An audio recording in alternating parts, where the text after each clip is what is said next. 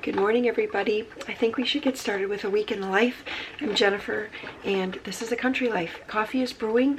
Can you hear that? It's actually raining out. It's 10 to 7 in the morning. I got up, I put a little bit of baby powder in my hair. It's like a baby cornstarch, and we're just gonna hit the ground running today. We just came off of a weekend where we had events that we had to volunteer for, food I had to donate to organizations. We had lessons and a violin recital and visiting grandma. We went and watched the Packer game with her. I mean, we were going. Oh, we had Colton Aisley.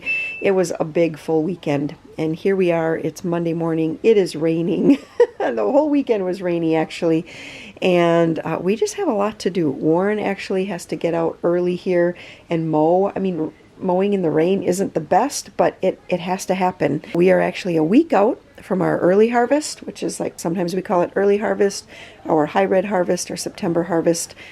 But we're a week out. Yeah, there's just a lot to do. A lot for him to do. There's a lot for me to do at this point. I'm going to get started with getting some laundry going, and we're going to make some breakfast.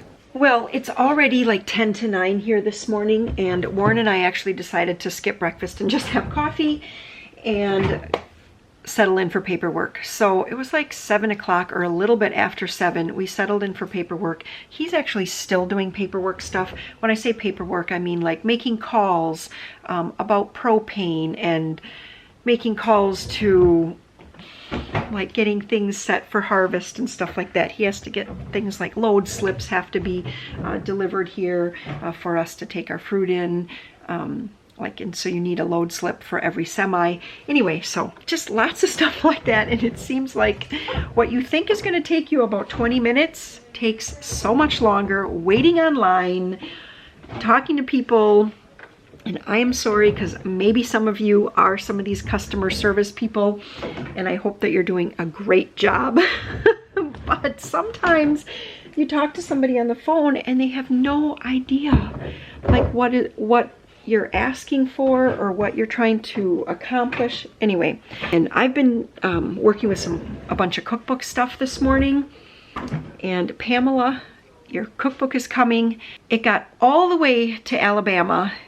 It did not have the apartment number on it, and they shipped it all the way back to me. So I stuck the apartment number on, and it's back on its way to Alabama, or it will be actually later today. All right, so just lots of cookbook things like that.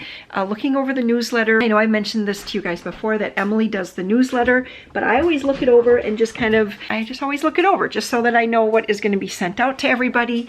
She always does such a great job, just a great job putting the information in there.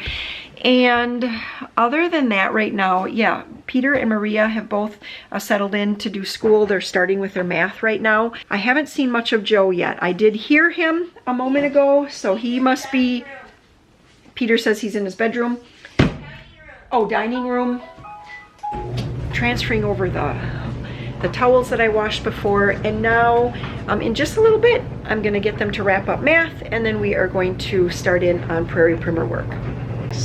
Want me to check this? All right, so if you get 100, I don't have to do the next page? We'll have to look at the next page, and you only do a few of the problems, okay? 12, 51, 33, that is 70, that is 31. You got 100 on this page. So let me look at the next page and see. 3 of them. It's this, actually, you know what? I'm not going to have you do any, because it's exactly the same. None of them are borrowing, so we're not even going to do that page. Super gloomy, dreary, rainy Monday, and so I thought it was the perfect day to do some kind of bright lip gloss. I haven't worn something like this kind of all summer, it feels like. I don't know, once we start getting into the cool fall weather, that's when I want to wear more lipstick. I don't know, are you guys like that too? All right, not sponsored at all today, but I'm wearing Aquatic Peony. Just kind of feels like June, even though it's definitely a September day. Aquatic Peony just reminds me of June and summer. Joe is working on coloring right now, and I'm gonna grab him, and we're gonna work on reading. Yep, on school. I need you to come out to the bookshelf, Joe, and grab one of those readers. I don't have any internet. Okay, no internet. All right, so first we're gonna fix internet problems. Internet problems. Let's see here. We'll turn it off. And we will turn it back on. It's been a All right, second. well, Peter's doing the happy dance because, right? Yeah. Whenever the internet goes off and we have to restart it, then he gets to play the little computer game. But it relinked. All right. No. All right, well, Peter's going to continue to work. I like him to work on at least a skill or two and get a full hour of math in. Yeah. And Maria's going to take a little time. It looks like she's coloring some guns over there in her gun coloring book. And then Maria, I'll also have you do some reading. Is this yours? No, Invisible mine Island? is the absent author. Author. I saw it around It's here. on the table. Okay, well, so after you do some coloring, you're going to do the reading, and then I'm going to grab Joe right now, and Joe and I are going to do reading. Can I tell you what? Oh no. What is that word? Oh no. Sound it out. School. School. Oh, school. School. Go to world. School. School. Go on. Here is looks for Book. you. Oh my. Look at me. I will run to school. Good reading, Joe. Keep going. You like this Pinocchio book? Mom, I said something. You don't know what to write, huh? Why don't PAR. we kind of talked about it already? Super cool.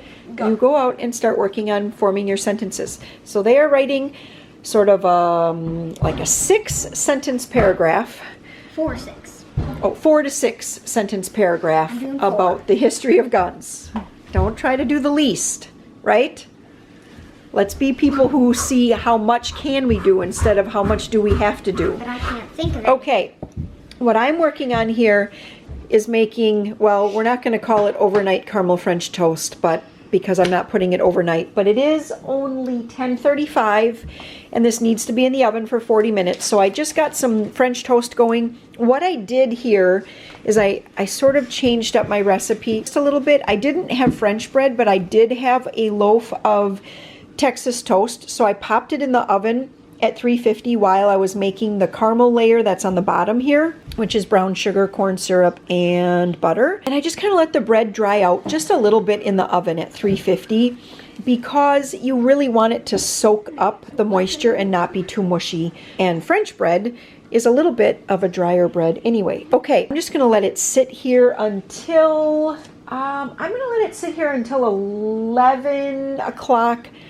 Then I will preheat the oven to 350 degrees, pop it into the oven for about 40 minutes, and then I want to take it out and let it just kind of like set up for a few minutes before we're ready to serve it. And we're going to have this for lunch today. This and probably some fruit or something. Maybe I'll make some sausages to go with this. Yes, I think I'm going to make some kind of sausage or bacon to go with it. All right. I see that I kind of lost Joe again. He was doing some writing and now he's listening to music again. Okay, so they are working on writing a paragraph. Something that we have not done a lot of over the years is Bible verse copy work. I'm not really sure why. It's something we haven't done. When we used Catholic Heritage curricula, tractor going by, when we used Catholic Heritage curricula, they did have a number of their penmanship pages used Bible verses, but using the Prairie Primer, it's real specific to the topics that come up in that particular chapter of, like we're on Little House in the Big Woods right now, and I'm really liking it. I hope that the kids are getting something out of this too. One thing is that I did get them, and I feel like I've already showed you guys this before, but I did get them their own Catholic Youth Bibles, and then we did pick up these tabbies. I just ordered these through Amazon, but make sure if you have the Catholic Bible, we actually have all, there's like 7 more books of the Bible that we have included in our Bible that is not in the Protestant Bible, and I can link to those tabbies at Amazon if you're interested. It's been very, very, very helpful. I even got them on my Bible as well. I did these like little teeny tiny ones here. Really nice. But we are really enjoying this, reading the different verses, and they're doing copy work, and I think their penmanship is getting so good. What? Can I read my book? Yes, you can read yours. So it's Proverbs chapter 6, 20, verse 20 to 21. Observe, my son, your father's command, and do not reject your mother's teaching. Keep them fastened over your heart always. Tie them around your neck. Period. Period. Sometimes we say the commas and periods and quotation marks because we're working on copy work and just kind of learning where commas should go and how we should read with pauses and just all of that. So anyway, I'm really enjoying this, and I just want to say that if it's something that you have not done, I'm sure there's lots of different curriculums out there that would have probably like some character lessons and incorporate some copy work. It's been going really, really well. So we're still moving along with school. It's actually 5 after 12 right now, and the French toast casserole just came out of the oven. Oh, I should turn off the oven. And I do need to let this set for just a little bit. I love how crunchy it got on top. Oh, this is gonna be so good. Maria's doing piano in the background. Peter's reading. Joe has gone back to his coloring. Things are moving along pretty well here today.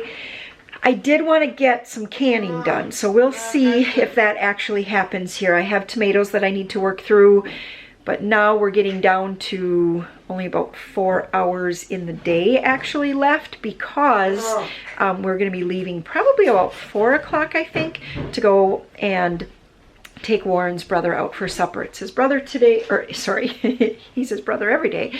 It's his birthday today, and we thought it would be nice if we went up, picked him up, and took him to get something. And I also thought I would make some cupcakes, because I think he would probably enjoy cupcakes. Maybe I can put Peter or Maria on that while I do some canning. I don't know. I'm just sort of like, I'm just kind of letting it all spill right now, what's going through my mind, but we'll see what actually happens. Yes, Joe? Yeah, because I dip my cheese. You Like a stick and cheese. You have a stick with some cheese? Yeah. I didn't even know you liked those. I didn't even know we had Yes. those in the pantry anymore. Where did you find that? And a snack. I know, you were probably starving. That's good, huh? I hear Dad coming back. Let's get a look. Yep, there he is. Still mowing, you guys. That's what he's been doing all day, trying to get everything all ready for harvest, to have everything mowed up for harvest. Otherwise, well, there could be so many different problems, but he needs to have all the ditches mowed. Otherwise, the water doesn't flow properly. So anyway, that's what's going on there. And yeah, still raining. Hopefully it clears off a little later on today.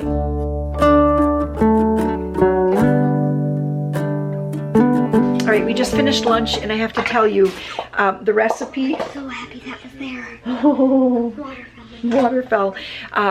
Overnight caramel French toast, completely okay to make it the day of. I mean, completely. I am very glad that I kind of dried out the bread a little bit in the oven first, so that it was able to absorb all of that egg and milk mixture. Maria wants to say something. And it was so good. It was like dessert. It was like so good. It was dessert. It was so good. One thing, just one pointer here, is that you need to let it set up a little bit when it comes out of the oven and kind of cool just a little, because it holds its heat for a while. But when it decides to cool off, the caramel does start to firm up on the bottom. So we had actually 2 pieces left, and so I had to scoop that out, and it was a bugger to get it out of the pan, even though I greased the pan. So just so you know, when it if it cools too much, it's going to start to really firm up. And for the record, Joe didn't like it. I knew he wouldn't. That's why I made sausage patties. So he basically had sausage patties for lunch. Kids are just going to do some after lunch jobs. Peter's going to finish up with his math, and I'm going to go and do actually some math, and then like language arts with Joe. He already did his reading, but we're going to do some language arts. You think we're going to the garden? Yeah. Not in the rain, not like this. What are you doing, Joe? Are you going to brush your teeth? Okay. Well, good morning. Basically, different day, same types of things. So it's about 9 o'clock here, just about 5 minutes to 9, and everything is just kind of moving along, I guess, the way I think it should. So Peter and Maria are working on math right now. Are you guys actually working on it or kicking each other? Kicking each other. Okay, stop the kicking. Stop the kicking. Joe, say excuse me. Excuse me? Okay, I thought everything was moving along as planned, and I feel like it's all falling apart now. Yes. All right, so I have some laundry that needs to be folded. I did 3 loads of laundry. No. Yes, 3 loads of laundry yesterday. I need to get that folded. Joe is going to brush his teeth, and then I'm going to get started with him on some math and some language arts. And then that should give Peter and Maria enough time to get their math done. And then we'll get going on our Prairie Primer stuff. Okay, I'm back with a new battery. So anyway, I was just saying, that's basically how the weeks go. It's just kind of like different day, same types of things. Get the kids settled on getting some schoolwork started. I usually go and work on laundry back and forth because the laundry is just like right over there is where the kids are doing schoolwork. And so I can just kind of bounce back and forth. That is the key to getting anything done when homeschooling, is being able to bounce back and forth. Excuse me. Excuse you, what? I brush my teeth. You are brushing your teeth, you're right. Yeah. All right, so I'm just back to doing laundry, and here is how things are kind of working out. So we finished up math, and I just want to mention, if you give IXL a try, and I'll put some kind of link or something like that in the description box for you guys. I like IXL for certain things. I would not want to use it as a full curriculum for my kids just because, honestly, I don't really like full computer curriculum for them at all. But Peter is doing the math, and IXL you get at like a 70%, like once you've earned 70 points, you get a ribbon. At 80 points, you earn your second ribbon. At 90 points, you earn a ribbon. And then if you make it all the way to 100, you earn like rewards where they have like little charts that they can click on a star and it reveals some sort of picture or something like that. Okay, obviously as the parent, decide if you want your child to get up to 90 points or if you want to stop them at 80 points or if you want them to go all the way to 100. I'm at the point still where I want them to go all the way to 100. And so it's some of the lessons can take Peter quite a while because how IXL works is that it gives them points for getting problems right, but then it takes points away. So you might earn 3 points for getting something right, but they might take 4 points away for getting something like the next problem wrong, which I do feel like that is a little disheartening to kids. I do feel like I wish that they would give them, if it's going to be 3 points for getting it right, then it should just be 3 points taken away for getting it wrong. I don't feel like they should be penalized so much for getting problems wrong. Anyway, that's just like my own personal preference. So today, it was taking Peter quite a while to get up to the 100 points. He was doing the dreaded story problems. I sat down with him when he got to about 85 points. I sat down with him and he would do out the problem, and then before he entered it in, I actually would correct it for him just to be sure that he had it right. And sometimes it was just something, it always is, isn't it? The silliest little thing. Like he got the whole number. It was a millions number. He had to add 3 millions numbers together for the story problem. And he had one little mistake in the ones column. And I mean, that's all it takes. And they would, he would have ended up losing somewhere between like 4 and 5 points for that. So anyway, I just said, hey, you need to check your ones column. Then he checks his ones column and he sees his mistake, and then we move on from there. I don't know why I'm telling you all of that right now. Oh, I know, because when that was all done, Maria and Joe had finished up with what they were doing, and they were actually off, both of them, practicing piano. Sometimes Maria will help Joe with piano practicing to make the decision. Is it going to be laundry or is it going to be school right now? And right now I was like, you know what? It is a nice day compared to the last 3 days that we've had of rain. And so I said, you guys just go outside. Actually, I didn't even say it. They ran outside and then I didn't call them back in. And I just made the call. Was it going to be school? Or was it going to be laundry? And right now it's laundry. One of the benefits of homeschooling is that you get to make those calls. You get to say, you know what, right now, this is more important. Right now, them getting outside and doing some outside play and just burning off some energy on a nice day is more important than us sitting down and copying a Bible verse.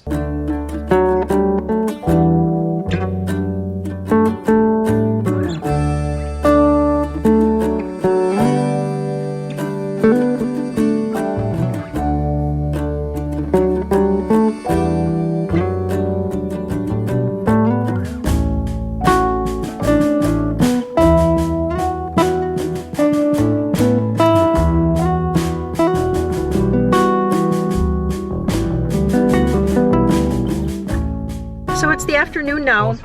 We actually finished up with like after lunch stuff and everything. I packaged up. I should just turn this. First, he had to wear a cloth around him. There we go. I just packaged up a bunch of cookbooks. We're heading to the post office and to the library. And I know I've mentioned this to you all before, but the Libby app, it is a library app, and they have audiobooks, and you can do actual paperless books too, you know, where you just read right on the screen. I don't really care to do that, but we have been using the audiobooks or listening to the audiobooks portion of it a lot, and we're listening to Jungle Book, just like the old time classic the Jungle Book. So okay, well, it is after 4 already. Oh my goodness, 4:20, and I'm just getting started on supper. So tonight I'm going to make beef and potato bake. This is the first recipe in the main dishes section of my second cookbook, and what I'm going to do tonight here is actually double the hash brown part. And that is just because I guess when I open up a bag of hash browns, I usually just like to use the whole thing. I should have added that in the little notes section down below, but I guess it's one of those recipes that you can kind of make and then go, hey, I'd like it to go a little bit further, so I'm gonna double the hash browns. And this is one whole bag, which is a 30-ounce bag. So what I'm gonna do, I have just a little bit of shortening here. I'm just gonna grease my pan. I normally would just use a spray, but guess what, I'm out. So I just have some shortening, and honestly, that would be really tasty because it'll kind of make those hash browns kind of crisp up just a little bit. And now into the hash browns, I need, since I'm doubling the hash browns, I'm also going to double the oil. I need 6 tablespoons. So a 1/3 cup is 5 tablespoons. I'm not going to use my measuring spoon and dirty it. I'll just, bloop, there's an extra tablespoon. And same for salt and pepper.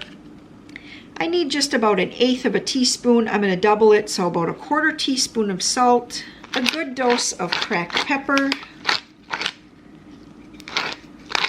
And if you have other seasonings you like, if you would prefer maybe a seasoned salt, or I know I see all over the place, everybody uses, is that Auntie No-No's, I think. I haven't gotten onto that yet, but you know, maybe.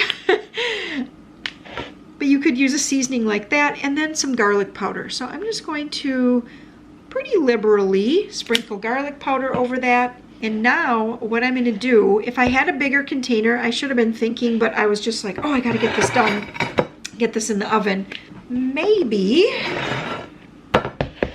what I can do is just sort of stir it up just a little bit to kind of get, I don't really like that hash brown. What's with that hash brown, huh? Just stir it a little to mix in some of the seasonings. There's still one little frozen chunk of hash browns in here. I should have taken these out just a little bit earlier.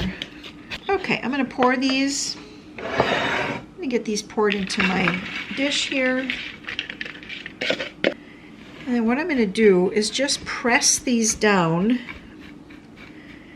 and kind of press them in pretty tight. Really about as tight as you can get. And up the sides.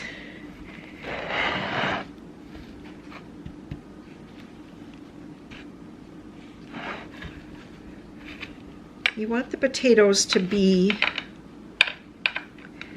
up the side. There we go. Now, as soon as My oven preheats to 400 degrees. I'm going to pop this in the oven for 15 minutes. So while the hash browns are baking for 15 minutes, I'm going to transfer over some of this cooked hamburger. So on Sunday what I did, whoops, I'm making a mess here. On Sunday I browned up a little over 4 pounds of venison, ground venison, with about 3 onions, some salt and pepper. So I pulled out what looked to be about 1.5 pounds of hamburger, and that is seasoned up. And I'm going to add in here, now I'm just going to do a regular one recipe, a single recipe. So I'm going to add in here 1 package brown gravy mix, 1 cup of water,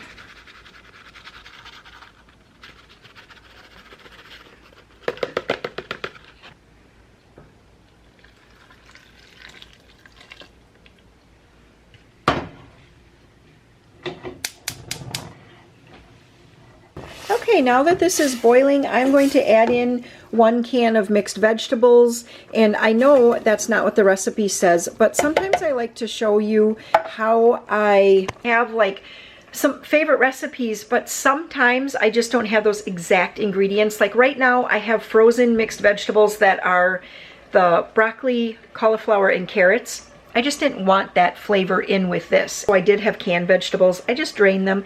It's gonna work just fine. So I kind of share this with you so you can see that sometimes you don't have the exact ingredients for something, but you can adapt it and still have it turn out very, very well, especially when you're talking about like casseroles and things like that. So, all right, I need to get this turned off, and I have 5 more minutes. So I have it turned off. I'm just gonna let this kind of warm here.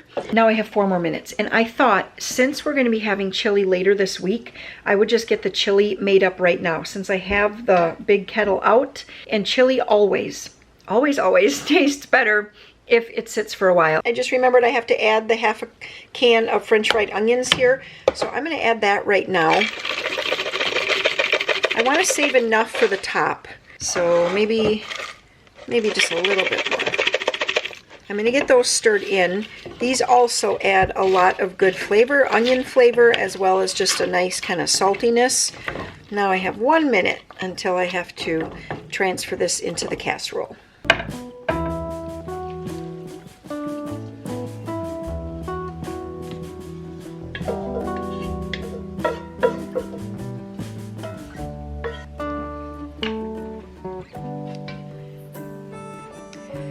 Alright, so we have home canned tomato juice,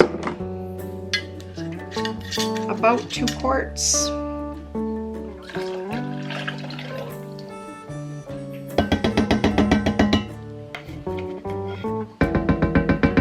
A couple cans of beans, really whatever you want. I'm using 1 can of red beans tonight, and I'll use 1 can of kidney beans.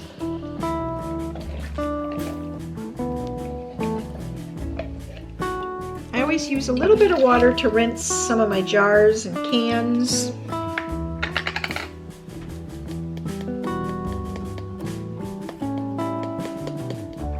I'm going to use my tablespoon, but I'm only doing 2 teaspoons.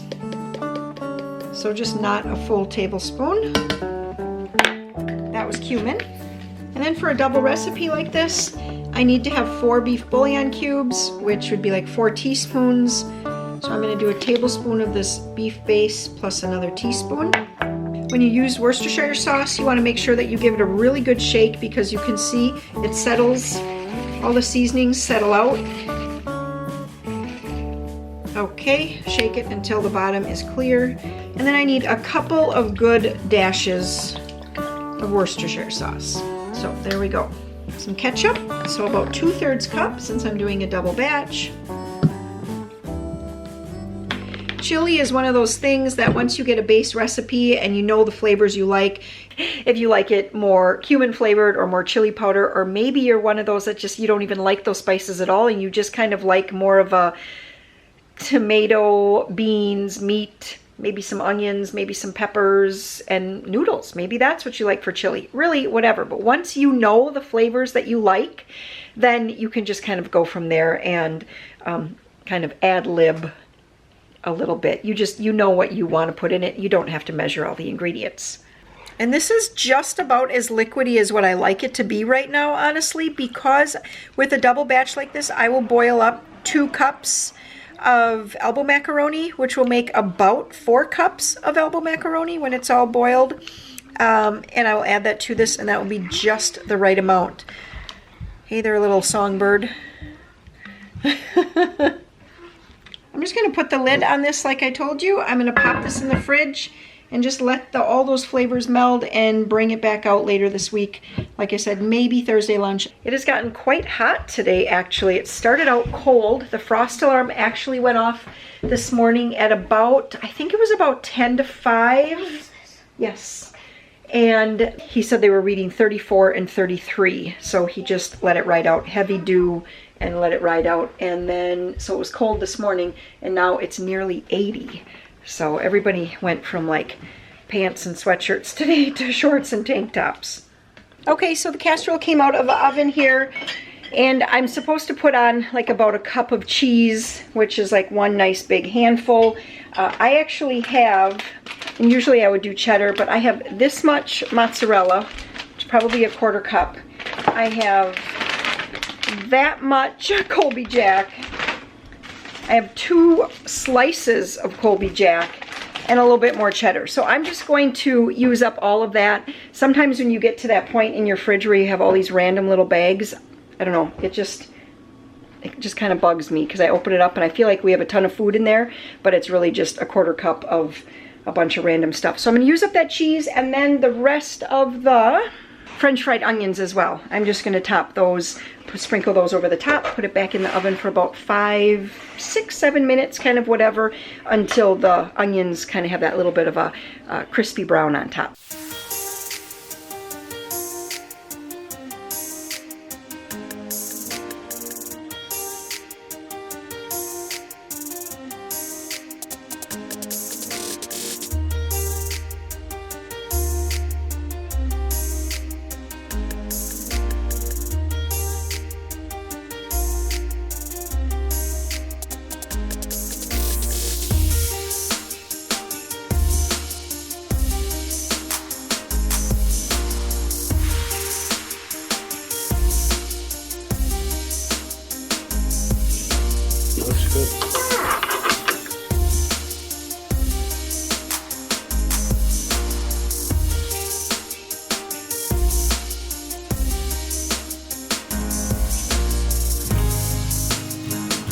Well, good morning, everybody. I'm back at the washing machine.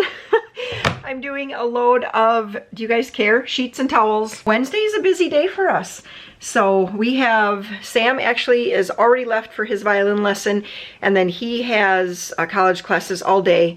Joseph, I can't even remember my kids' names here. Joseph and Maria are both in piano, so we will be leaving in a little bit for piano. We had our brakes done on the van about a week or so ago, and there's some really bad grinding going on. So anyway, Warren is just taking that in, so we have to pick him up, and I need to go get ready.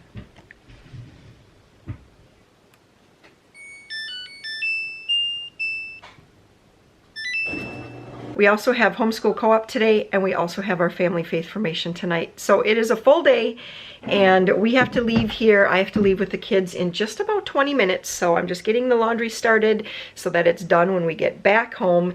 So we got home just a little bit ago, and I picked corn. So I have corn. Our garden is still producing corn. There it is. I am going to actually turn that off now. And we have to leave here in just about 20 minutes again to get to homeschool co-op. So it's just a real quick stop at home, but to try to stay in town would kind of seem silly too. I don't know. Anyway, we're here. I do want a crock pot meal for supper here. I'm doing that on Wednesdays because we just have things that we do on Wednesday nights. Anyway, I want a crock pot meal. So I had already thawed some venison, and I'm going to make some savory meatballs here quick. So this is just 1 pouch of onion soup mix with about 2/3 cup of milk. And then I'm going to put in actually the whole 2 pounds. The recipe calls for 1.5 pounds, but you know, you just kind of go with what you have. So this is ground venison, and I'm going to get that mixed up, get those popped into the oven while we eat, and then I will mix up the sauce, which is kind of like a homemade barbecue sauce. You know, it's the ketchup, Worcestershire sauce, and brown sugar. Get that in a crock pot, and then I will let these simmer until we get home. I will make either some instant mashed potatoes, or I might make some macaroni and cheese to go with this, and that will be supper before we head back out the door for family faith formation tonight. So we're home from Homeschool Co-op now, and I've got Peter here. We'll let him tell about the day. How was the day, Peter? Yeah, fine. It was good? Yeah. What classes are you in? Tell us what classes. I'm in French, art, and gym. What's your favorite one so far? Gym. Gym's your favorite? We go outside and we play tag and dodgeball. We got a kid pick box in the mail, and it's an extra large box, so I'm unsure if maybe they put Peter's and Maria's together in one box. So we're going to get this opened up and see what that is all about. It says Jennifer. Yeah, this one actually says Peter, so come over here. Was styled, expected for Peter.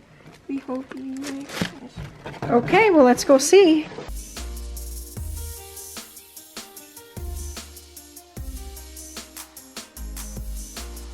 Yeah, they're sweet. They're super cool shoes. Well, there's a fun hat. Looks good. I like that. Cool shirt. No. I don't like that. You don't like that shirt? Got some jeans. Yeah. Yeah, those look nice. And you got some sweatpants. Yeah. Orange sweatpants. Oh boy. Oh boy, what is this? No. You don't think you'd wear that? No. Not color for Peter. It's not his color. Nope. And what about this? He's not Stripes. gonna I like love that. stripes. Sweatshirt. Oh, and a matching hoodie. That's kind of fun. I like that. Oh, and it's zip up. It is a zip up. Well, Kid Pick always has some sort of special going on. It seems like every month they have a little bit of a different special. So I will put a little like ticker along the bottom here with whatever their latest special is at the time of this video getting posted. Kid Pick is a subscription-based kids clothing company. You get to put in your kids' favorite colors, their sizes, click on a few different options for their style, and then it will choose some clothes and send them to you. If you do need different sizes, it's always free returns.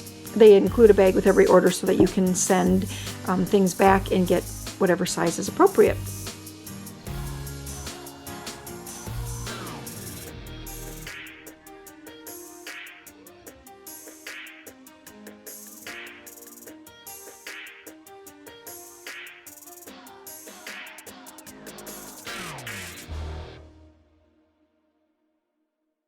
You want to show yours too? I don't have to. Well, good morning, everybody. It's about 6:20 right now, and Warren and I got up, we got up a little while ago because he needs to get the irrigation started for watering, for dryness.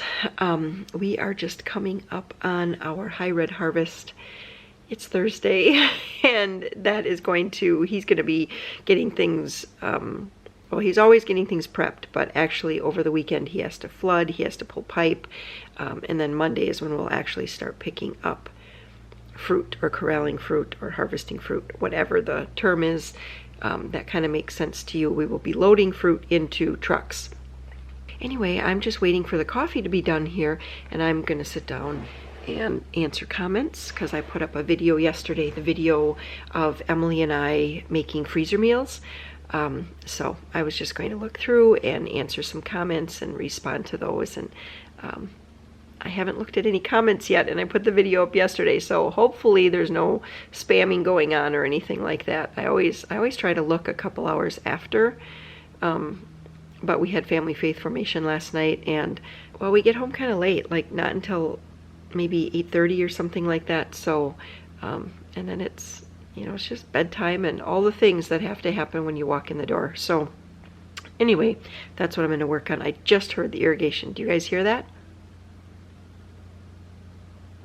I just heard him fire it up. So, all right, that means he'll probably be in about, it takes him about a full hour to get everything up to pressure, check the lines and everything. So he'll be in about an hour, which means I guess I have about an hour to have some coffee and answer comments before I get on to tomatoes.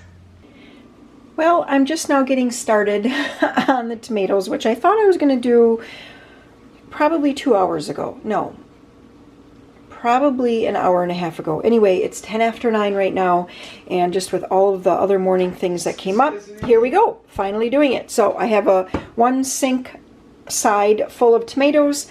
I have a few green peppers, and I have some jalapenos here. A couple of them have like this weird blemish on them. This happens to my jalapenos, and I'm not really sure why. I guess I should probably maybe do some research. I kind of always think it's because maybe I leave them on the plant too long, and because I'm always trying to get size, they end up getting this sort of like little blemish on them. Okay, anyway, I need to get going on this.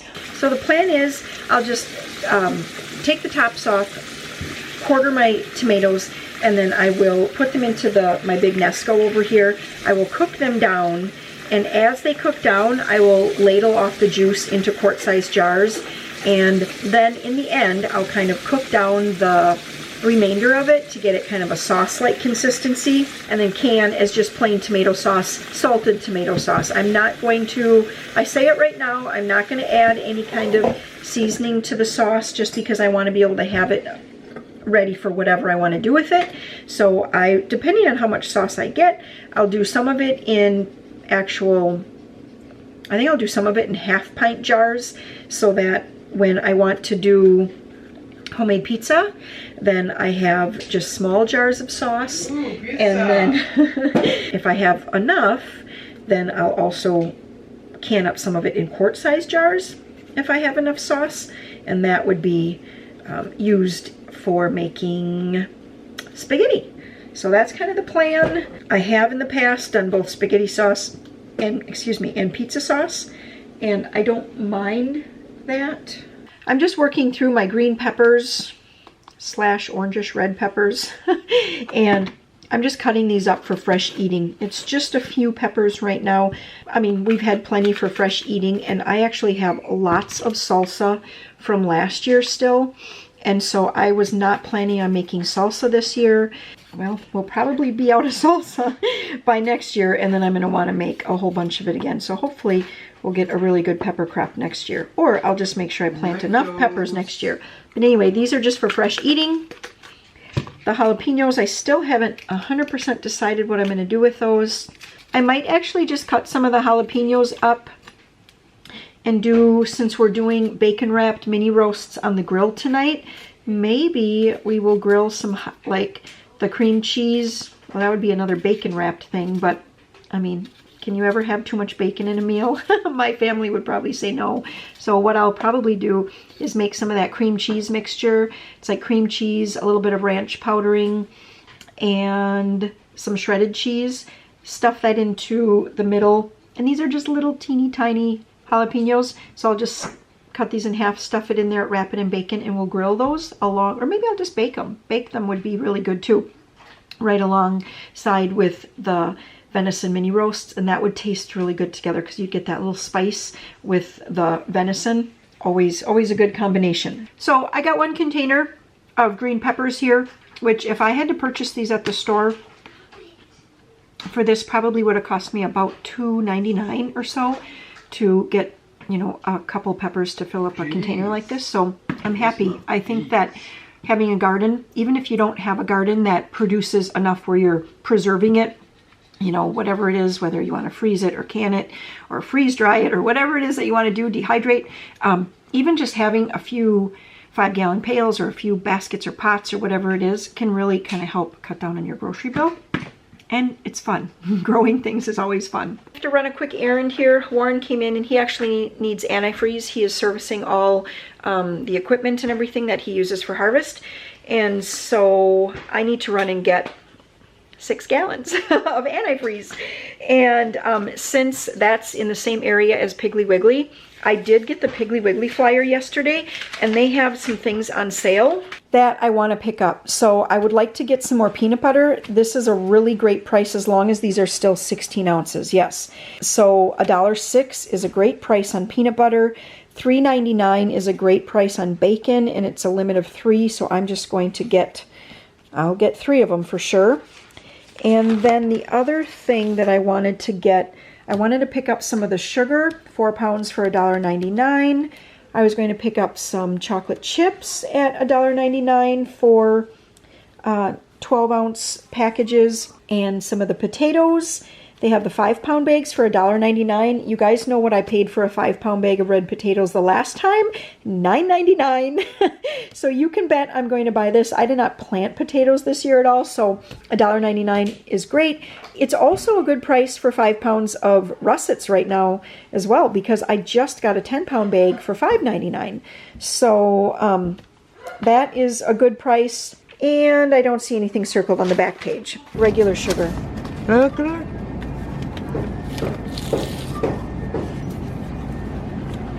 Let's get some peanut butter. So get a crunchy, and 3 creamies. And get 3 creamies. Cream? Whoa. Get 3 creamies. That's the red lid.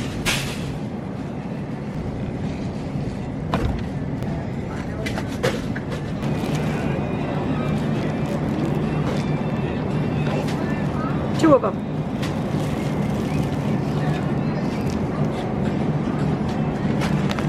One more.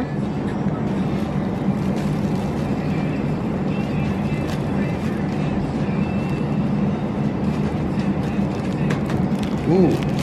Bad. Oh. They always have holes in them. Oh, yeah. All right, well, we got the antifreeze. Great. I need it. And they've got such great service there. Oh, those guys are great. I mean, he just wheels it right out on a dolly for me, loads it right up. Yeah, those I mean, guys- they don't even ask. They don't even say, oh, do you want us to? And make you have to say, yes, would you please? They just do it. do it. I know. That's It's great. why I like to go there. I love it.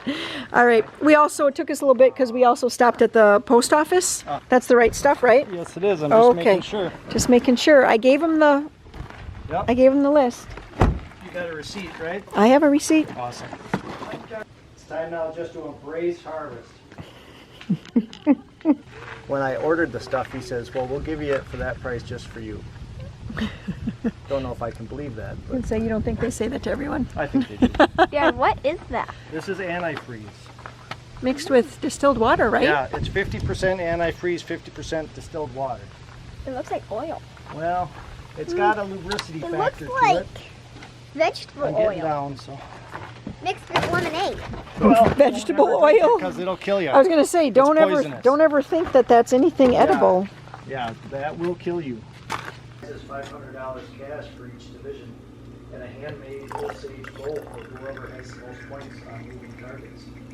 Holy smokes, shouted Mike. You gotta get practicing on moving targets.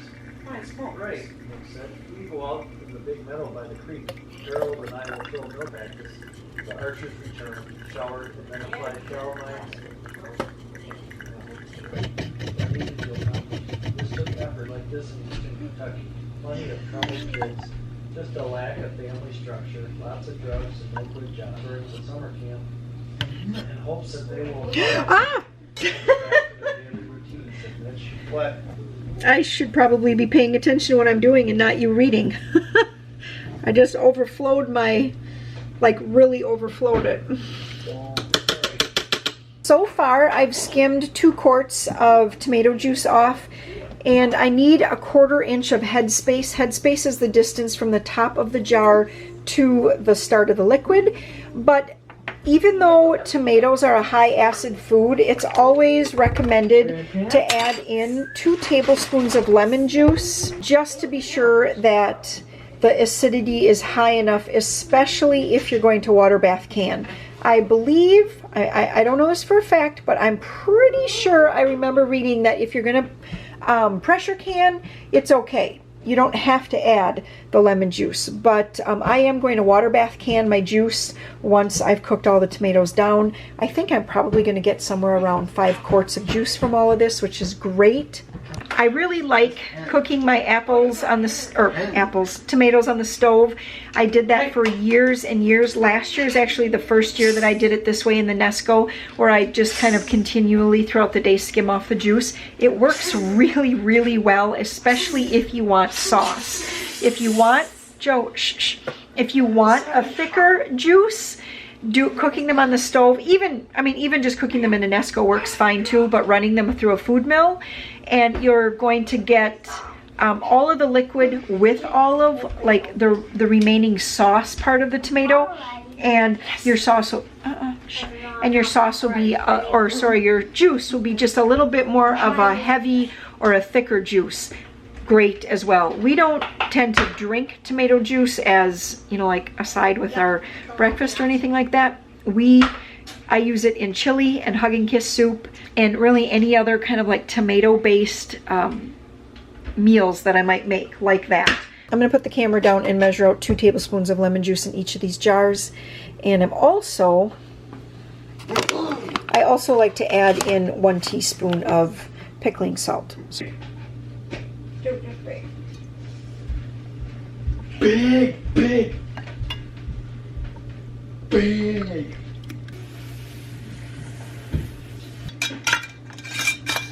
Safe.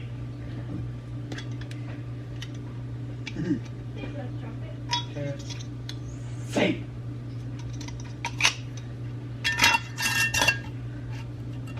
All right, I'm going to get my venison mini roasts wrapped up. These are chunks of meat cut from the back strap of deer.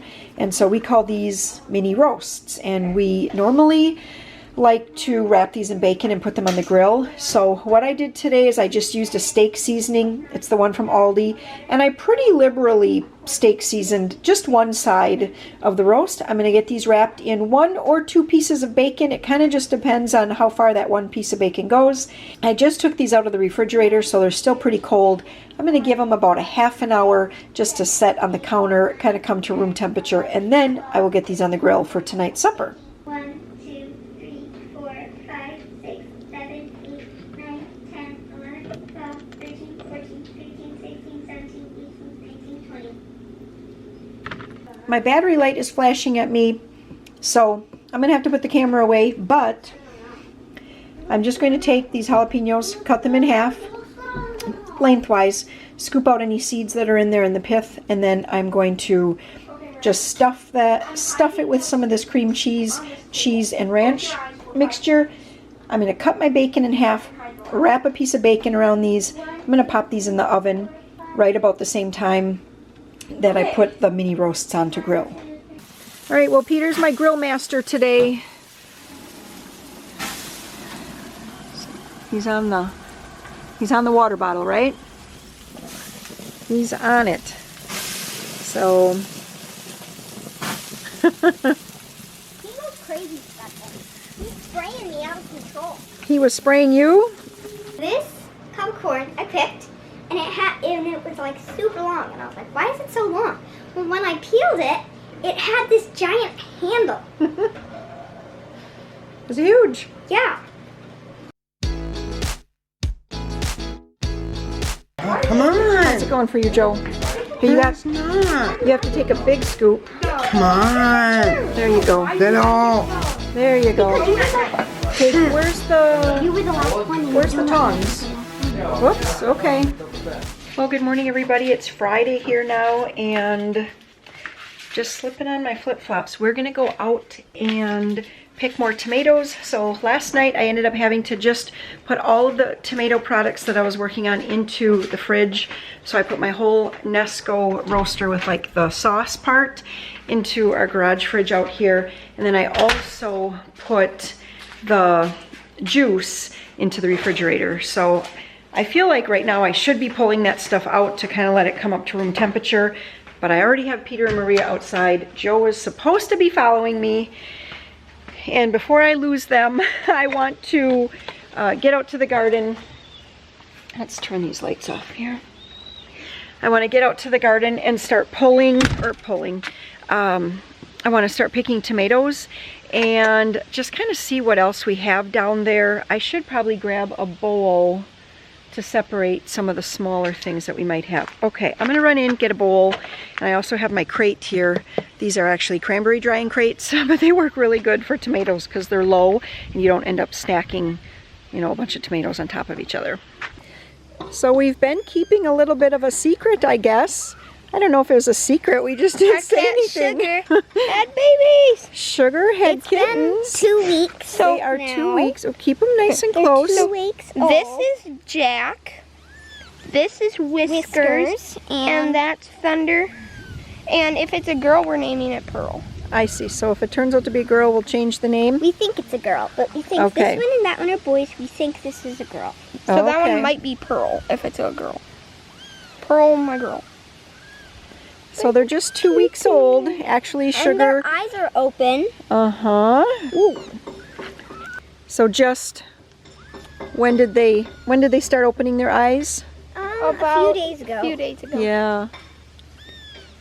We were really patient. We had read online that We weren't supposed to hold them until till they were like at least a week to two, like at least a week, maybe up to 2 weeks old. But We started holding them about halfway through the second week. yeah, about halfway through their second week. So then, and Sugar, she's just been a really good mama. She's off kind of. She's walking around. At first, of course, she didn't want to get out of the box at all. She wanted to just stay with her kittens, which was a good thing. And now she's starting to venture off for a while, and then she comes back. Yep, she'll hear them cry, and she'll come back. Are so cute while they sleep. They are. when they're sleeping. They all just like wrestle into one little ball, When don't they're they? all curled around, when all the kittens are like curled up, they're like the size of a softball. Literally. They're just little things, aren't they? They're so cute. All right, well, we're gonna come through and pick tomatoes. So it looks like there's a number of, I would say, orange tomatoes. Not a ton that are like ripe, but that's good. That's good. I'd rather pick them when they're just a smidge underripe, let them ripen in the box, than let them rot on the vine. So Peter's gonna work on peppers, and I would like to make, some of them are rotting. That happens. Just do your best. And if I can find some good broccoli over there still, it looks like the last picking of broccoli has now gone to flower. But if I can get some good broccoli, I would like to make some broccoli soup for supper tonight. That is a huge red onion. Huge. Pull it. Pull it? Yeah. That's a biggie. Awesome. It's a giant. Good for thick slices on hamburgers. Yeah.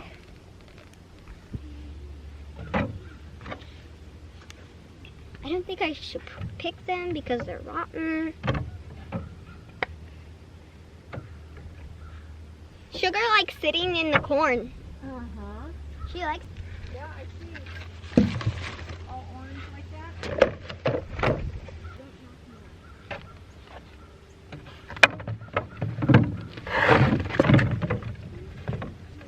Can I video Peter? And just video you guys. Some good, not blurry, you know. footage.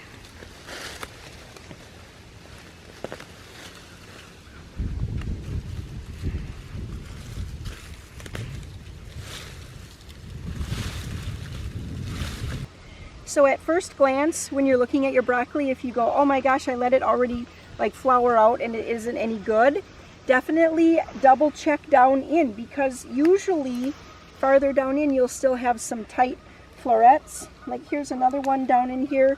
So you do have to kind of dig around in your broccoli, and even though some has gone to flower, the ones that haven't kind of like burst are still good.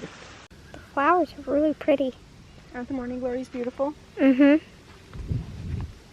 Okay, well, Peter was pulling up all of the cucumber vines because there were like maybe 5 or 6 cucumbers left there and no more blossoms. So we were done with that. And in the process, some onions ended up getting pulled. So we're just letting those dry a little bit. We have about maybe 3 ear of corn left over from supper last night. So I just pulled a few more for lunch today. We have tomatoes. Yeah, some are looking a little but we will let these ripen up. I think I'm going to have to let these ripen up until Sunday. What, honey? Where's beans? I put the beans in a pile down in the garden. Okay. Kind of where I was picking. I'll let these ripen up, I think, until Sunday because... And then we'll just eat some of them. Okay, and then we have a couple cucumbers here, a couple really small peppers and some jalapenos. And then I have a little bit of, well, actually not a little bit, a bowl of broccoli. Honey, the beans, they're all the way down where the beans are. Bees? No, the beans. Bean? You'll have to walk down there in between the 2 rows of corn. Okay. And then you'll run right into the beans. Okay. And Joe is really into eating beans right now. He must be hungry. Did you have breakfast this morning, Joe? Keep going. Keep going. You'll run right into the pile of beans. Did you find them? Did you find them? Yeah. Okay. All right, well, I'm going to run this stuff back up to the house and then haul away all these cucumber vines as well and let the chickens dig through those.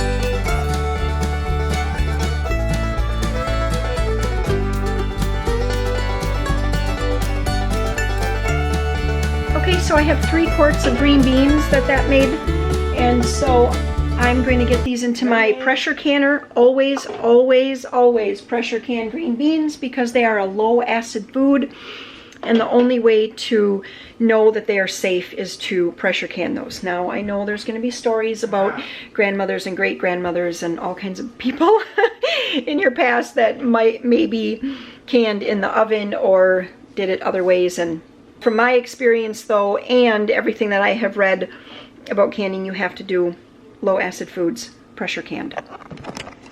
Don't be afraid of your pressure canner. Just follow the directions that come right with your canner. What I did first here is I put 2 quarts of water in the bottom of my canner, and that's just because for my size canner, that is what the directions say to do.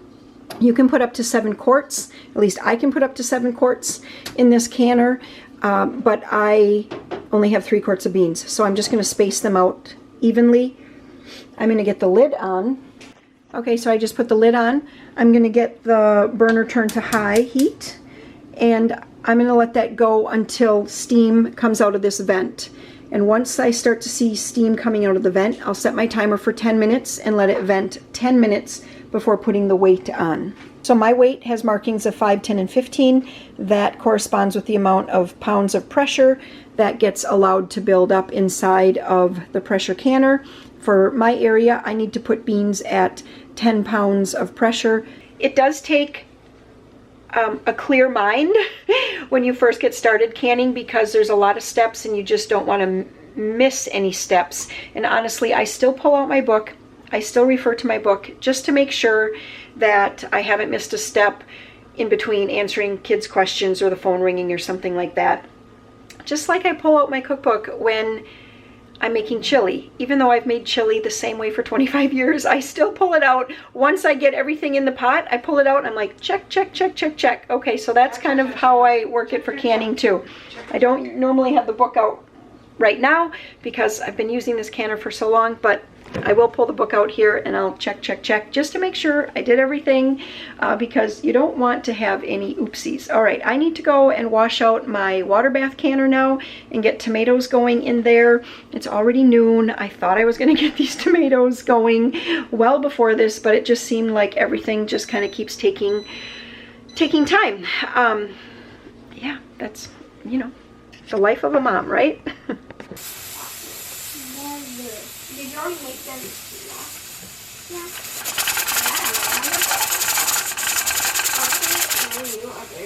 So it is much, much later, and wow, I don't know what's going on with this hair thing today here, but yeah, so for lunch we just had corn on the cob, some leftover macaroni and cheese from last night, and then whoever wanted to made a peanut butter and jelly sandwich. So super simple here for this Friday. And then and we've just been eating a lot of cucumbers and peppers. And Warren has been reading a book to the kids. I actually bought this when we went to the Trappers Convention last weekend, I think it was, the Northwoods Adventures of Bob Baker. And the author, he was there and he was just kind of talking about his book. So I thought, well, he said it was a book that could be very much enjoyed by kids and adults alike. So Warren actually read it first, and then now he's reading it to the kids. So basically after lunch, he took some time and read to the kids before getting back out to work. And I was working on a video. So I just put up a video. Let's see, what is it called? It is a day in the life. We start out with weeding in the cranberry beds and we end checking on our apple crop. So anyway, you guys probably have seen that already. If you haven't, you can go check that video out. And while I was kind of working on finishing up that video, I just had my canners going. So my water bath canner with the tomato juice. So I have 3 quarts and then a partial quart. Now I'll tell you, this is not recommended in any canning book whatsoever to can a partially filled jar. So don't do what I do. I will tell you, I have done that for 25 years. When I have a little bit left, or when I just don't have quite enough to fill the last jar, I have canned it and it's always been fine, but it is not recommended anywhere. And now I brought in the tomatoes that I cooked down yesterday, and they're cold. They're so soft though, it's gonna be no problem to run them through the food mill. So that's what I'm gonna do now, is just run them through my food mill here. Can I push a bit? Why don't you help spin? Because if you push, because that's what I don't want to have happen. Got some juice. Which way do you spin? Yep, that way.